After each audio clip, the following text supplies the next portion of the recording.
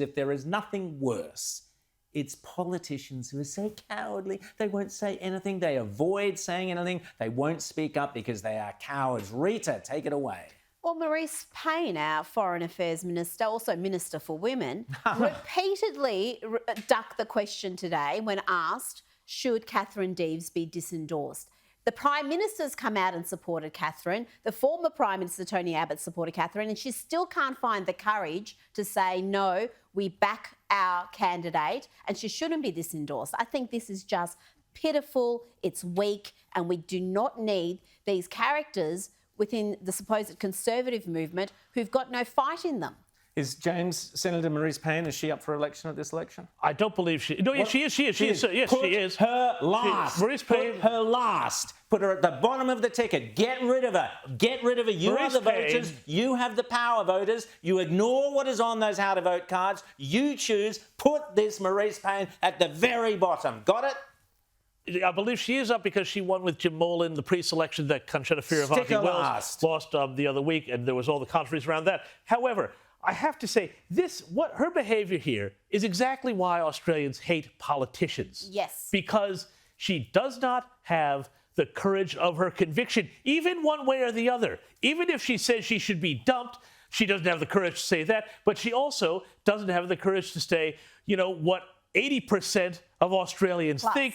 80% plus, thank you, Rita, think about this issue. And frankly, this whole thing, you know, let's get a little literary here for a second. This reminds me of that opening scene in Dante when he's going into the underworld and he sees millions of souls being blown this way and that, not able to enter the underworld because they never took a position in life. And this is where the liberal moderates are right now. And Rowan, can I just finish here? Sorry. Can I just finish here?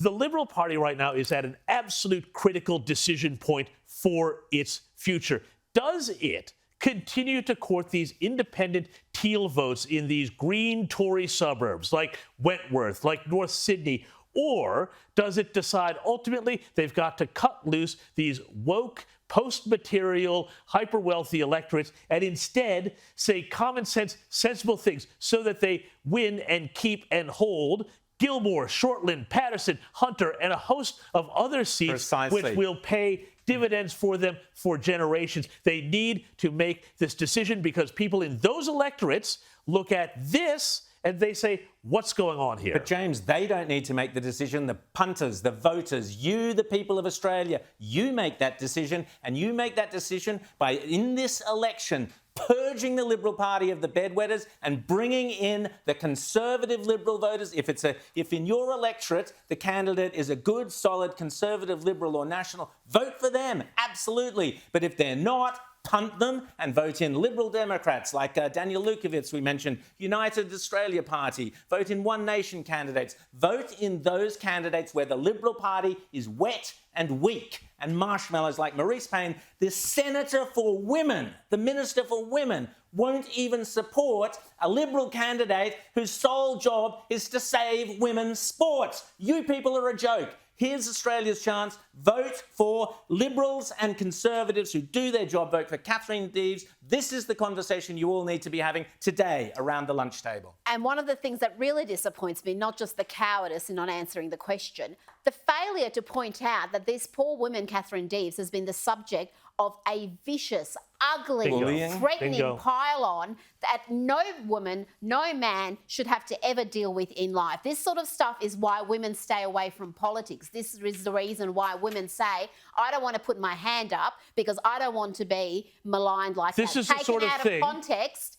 and then absolutely torn to shreds. And it is this sort of treatment that has driven Nicole Flint. Yes. There's a great member for Boothby who the coalition is losing and who has been just one of the staunchest, fiercest, firmest, smartest, most sensible advocates on all of these things, really hitting exactly where mainstream, sensible opinion is. She's gone from the parliament. Why? Because the left drove her out. And, you know, we have these problems. We have these woke Twitter mobs. We have these media mobs that shamefully gang up on people for expressing essentially wrong think and for daring to speak truth and daring to speak what the general public thinks, which is what you're supposed to do in an election. And when the party is not seen to stand up for them, they will deservedly, as you say, Rowan, be punished at the ballot box. And I can tell you, do the Nicole Flint's tweet. We've got that, so let's mention that, Rita. Yeah. You were talking about that earlier. She took on Matt Keane and she absolutely smashed him for basically saying that women and girls